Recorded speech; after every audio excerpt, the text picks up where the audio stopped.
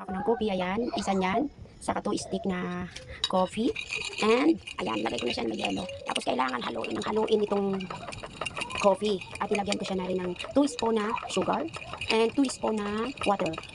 Ayan, haluin mo hanggang sa mag-brown na mag-brown ito, at lumapot na lumapot. Ayan. Ayan, hinalo ko kasi gagawa ako ng iced coffee.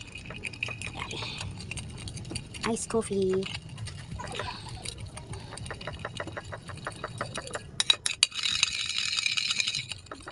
Ayan na, lumalapot na siya ngayon. Ayan, ayun o, malapot na siya. Sige pa, lapot pa. Para mailagay natin. Ayan na, lumapot na. Para, at saka siya ilagay pag malapot na. Ayan, malapot na o. Malapot na.